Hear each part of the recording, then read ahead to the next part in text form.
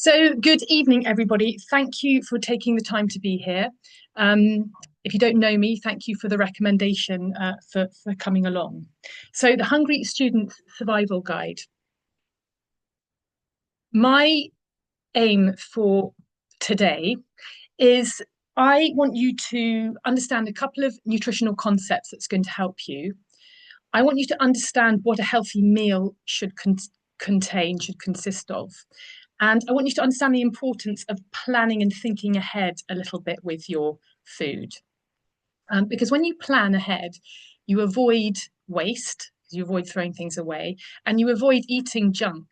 Um, because when we eat junk, we don't feel so good. So it's about kind of feeling good as well as you go into doing your studies. So, a quick little 30 seconds about me. Most of you know who I am, but some of you don't. So, my name's Lucy Kelly. I'm a nutritional therapist. I'm a specialist in child and teenager nutrition, and I also do sports nutrition. I have a degree in biochemistry with chemistry from the University of Southampton, and I trained at the Institute for Optimum Nutrition in London. And I've also done additional studies on child nutrition and teenager nutrition to keep me up to date. But I think what's just as important is that I have three children who are 12, 15, and 17. And my 17-year-old is going off next week to live on his own for the first time and to cook for himself. So I'm doing this webinar for me as much as I am for you. But the other reason I do these webinars is that I think there's a lot of nutritional information out there, which is excellent, but I think it can be very confusing and very overwhelming for people. And so part of my job is to take all this information and to kind of distill it down into really simple, achievable kind of nutritional strategies that people can really realistically go away and do. So, student food, when we think about student food, we think about pasta, bread, burgers. It's all very beige and brown and not awfully healthy. But it doesn't have to be this way. And if you've got a few little tricks up your sleeve and a little bit of knowledge, you can actually feed yourself very well as a student and keep the costs down and keep it really healthy. So this is my aim. Now I'm going to start with breakfast because this is really good example. But a good breakfast sets you up for the day. Now, just a little sideline. I know there's some people out there who don't like eating breakfast or who aren't hungry in the morning. And I haven't got time in this webinar to sort of talk about that. But if it's something you want to discuss with me, that's something you could contact me about.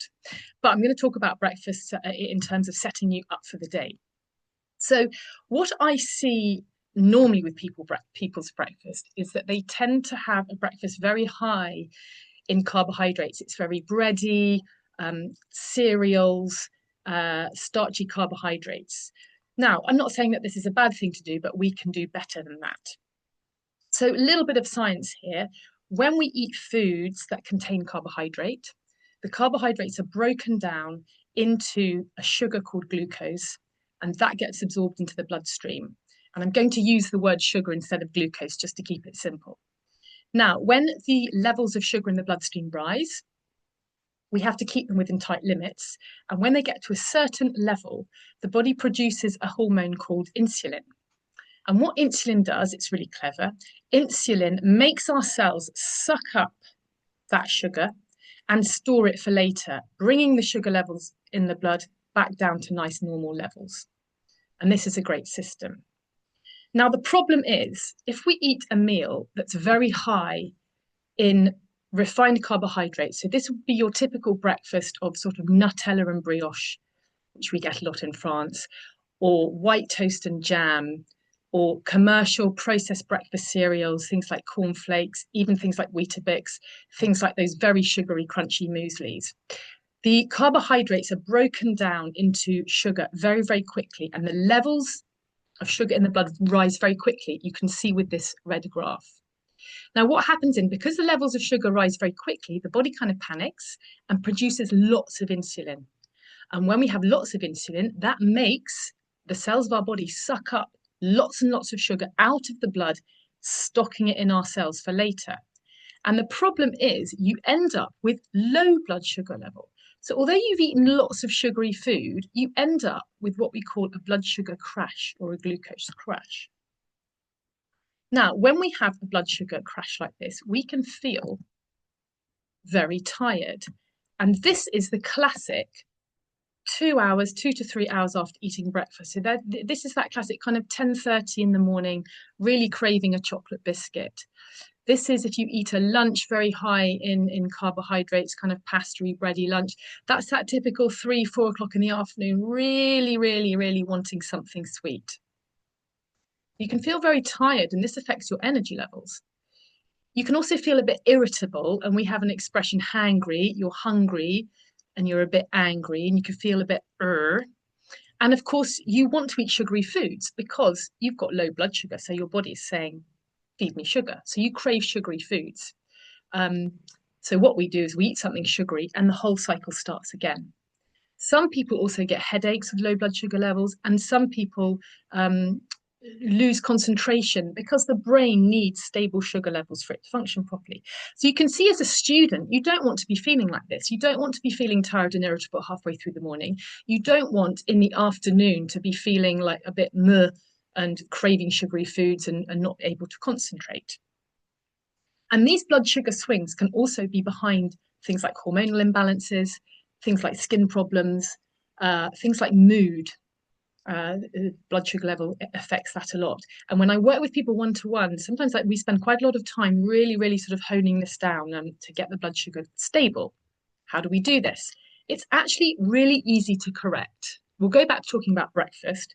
So I have these golden breakfast rules. So number one is choosing brown over white.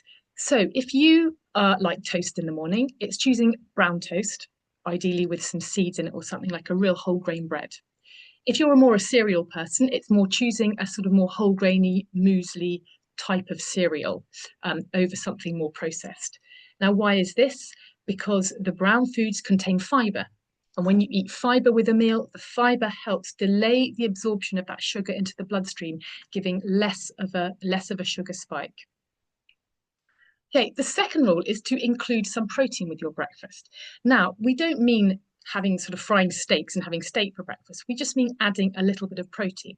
So again, if you like toast in the morning, instead of just toast and jam, you could have some toast with peanut butter or another nut butter. I really like almond nut butter, hazelnut butter is really nice too, because the protein in that nut butter, again, helps delay the absorption of the sugars into the bloodstream.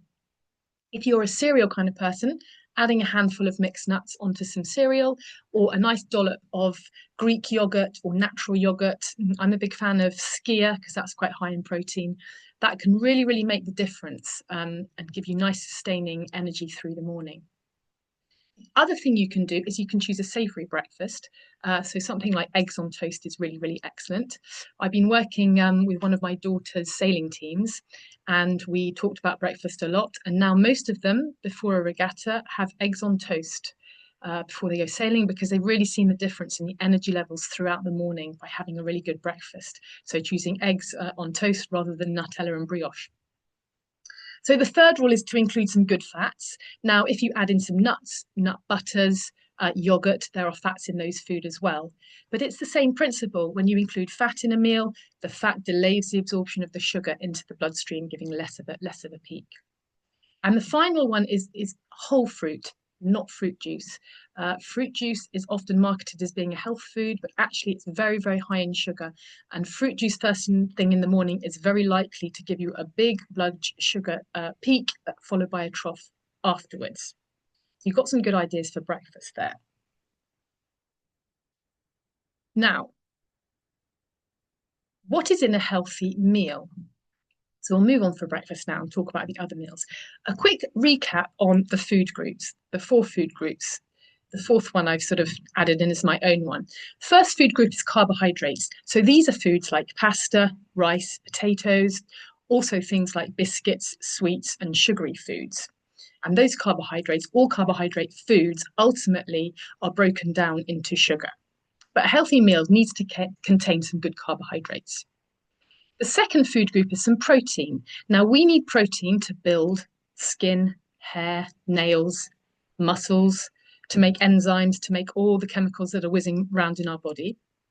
And protein foods are things like meat, fish, eggs, dairy products like cheese, milk, and yogurt, But also you've got the vegetarian sources, things like beans, lentils, nuts, seeds.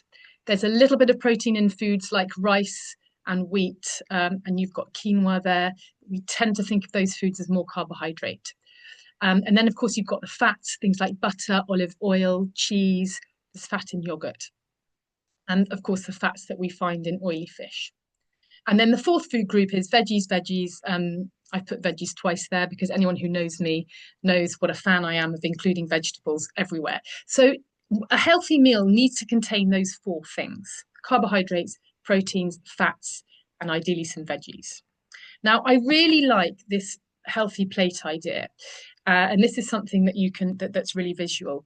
It tends to really apply more to lunch and dinners, but basically half your plate should be salad or vegetables.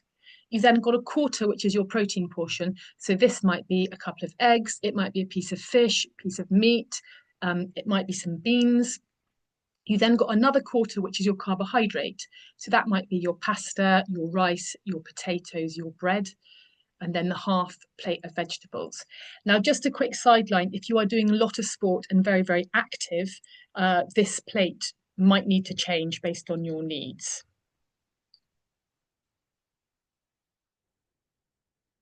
Okay, we'll do a little quiz here. Are these balanced meals? Now, obviously, if we were doing this face to face, we could all chip in here, but I'll go through it. So, are these balanced meals? Number one, pasta and tomato sauce. Now, hopefully, you're all there saying no, it's not a balanced meal because there's no protein in it, and that would be correct. So, how can we make that a balanced meal? So, pasta and tomato sauce is basically all carbohydrates. There's no protein in there and very little fat.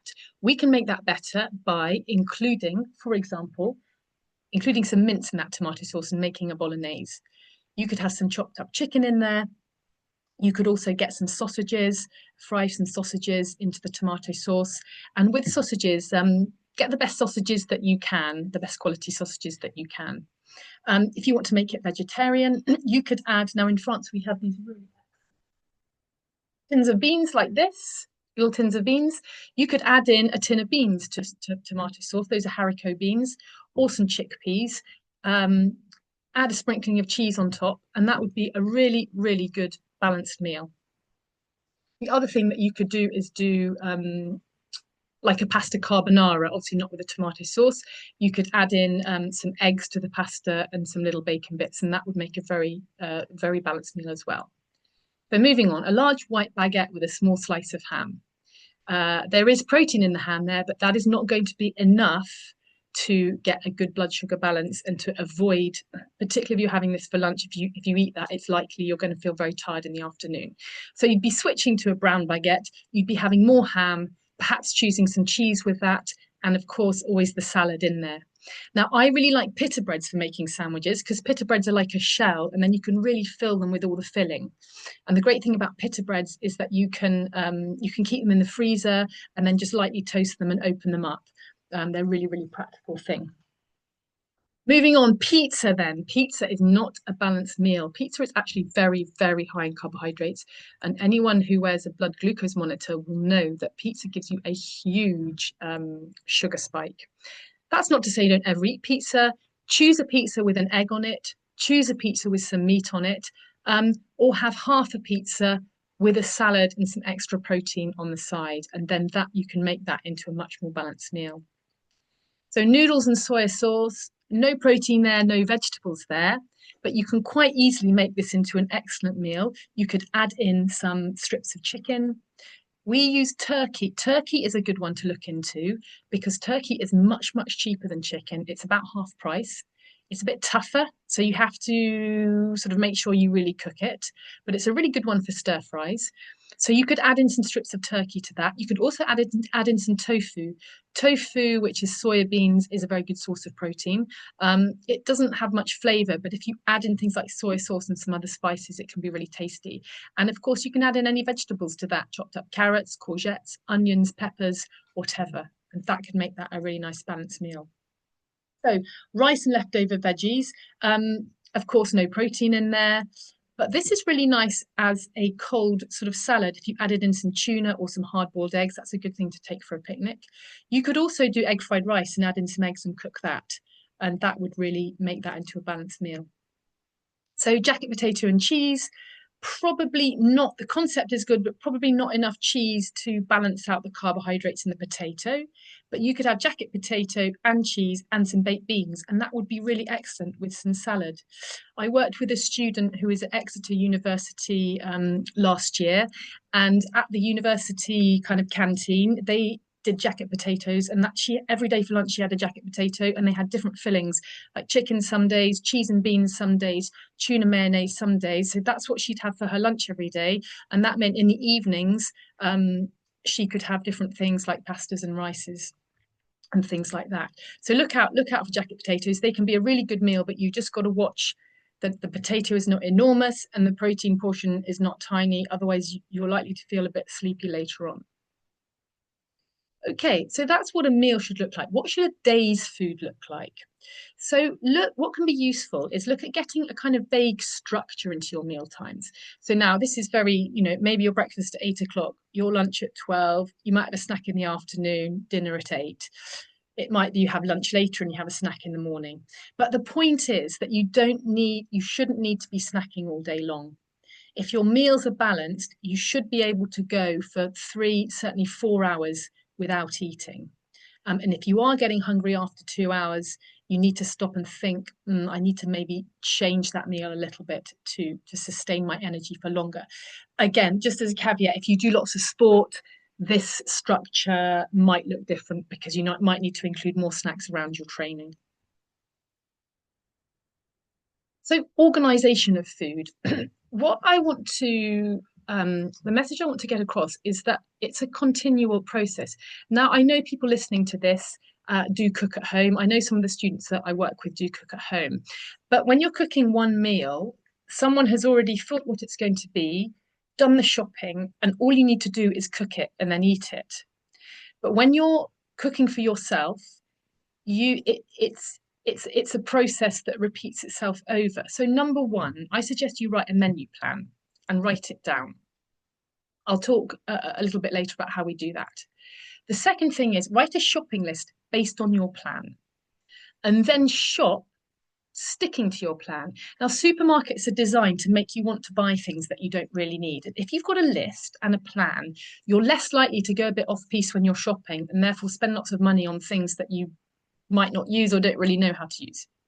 Okay, then cook. Then if you've got leftovers, can you use that for a future meal? If you've got some leftover pasta from a bolognese, can you make that into a pasta carbonara for the next day? If you've got leftover rice, can you use that for something else? And you repeat this process. So what I suggest is you start on a 3 or 4 day cycle of menu planning and then sort of move it up to a week. So menu plan, how to do this.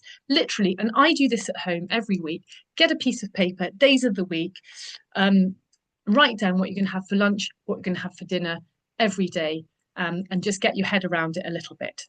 And then, and the point is here, what you're looking to do is to mix up the protein sources. So you want to avoid eating, chicken every day. I'm not saying that is a bad thing to do, but it is better if you can rotate and get some variety. So it might be chicken one night, it might be beans the next night, it might be tuna for lunch, and it might be eggs again. But it's about mixing it up. And if you write it down, it's much easier to see. Again, you're looking to mixing up the types of carbohydrates. Again, the typical student pasta. Again, I'm not saying that that is wrong, but sometimes if you eat too much of something, particularly pasta and bread, it can not be so great for your digestive system and people can kind of get very bloated with kind of all the gluten. So mixing up the type of carbohydrates, maybe it's rice one night, maybe it's pasta the next, maybe it's bread, maybe it's potatoes. And don't forget to include the veggies. Include the veggies ideally in lunch and at dinner or salady things. Now, I have done a weekly student menu plan and a shopping list, which I will email out to you lovely attendees. And what I'd really like you to do is see if it's useful. And I'd really like some feedback from that.